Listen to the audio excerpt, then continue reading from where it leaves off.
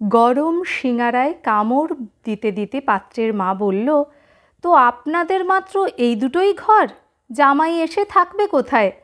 আমার বাবা বলল, মানে ওপরে বানানোর ইচ্ছে আছে। পাত্রের মা বলল, আমাদের আবার বিশাল বাড়ি, 4 তলা, অনেক ঘর। আমি দেখলাম বাবাকে, খুশি হলো না দুঃখ পেল বোঝা গেল না, তবে মুখে হাসি ভাবটা রাখার চেষ্টা করছে। পাত্রের মা এবার খাস্তা কচুরি খাচ্ছে। বলল, তো আপনাদের বাথরুম ওই একটাই, ইন্ডিয়ান? বাবা বলল, মানে ছাদে একটা বানিয়েছিলাম, কমপ্লিট করা হয়নি। পাত্রের মা কচুরিটা শেষ করে বলল, আমার ছেলের কিন্তু কমোড লাগে। বাবা বলল, ও আচ্ছা, সেই বানিয়ে দেব। এবার প্রশ্ন এলো আমার দিকে, তা তুমি রুটি বেলতে পারো? বললাম, হ্যাঁ। ভদ্রমহিলা রসগোল্লা মুখে পুরে বলল, বাহ, তা তুমি তো MA পাস, চাকরি করবে না? বললাম, হ্যাঁ, ইচ্ছে তো আছে। পাত্রের মা বলল, আমার ছেলের লাখ টাকা মাইনে, তোমার চাকরি করার দরকার নেই। আমার মা বলল, হ্যাঁ, কিন্তু পড়াশোনায় ও কিন্তু ভালোই, একটু চেষ্টা। পাত্রের বাবা চিকেন প্যাটিস চিবোতে চিবোতে শোনালো, আমাদের বাড়ির বউয়েরা চাকরি করে না। তা তুমি গান জানো তো? বললাম, না। বাবা বলল, ও ভালো নাচতে পারে, কত পুরস্কার, ওই যে দেখুন।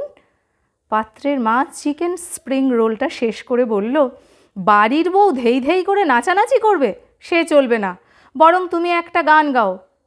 আমি মা বাবার মুখের দিকে তাকালাম। মা বলল, ওই যে পুরানো সেই দিনের কথা, ওইটা গিয়ে শোনা না। গাইলাম। পাত্রের মা সীতাভোগটা 1 চামচ মুখে নিয়ে বলল, মেয়ে আমাদের পছন্দ, তা বিয়েতে আপনারা কি কি দিতে পারবেন?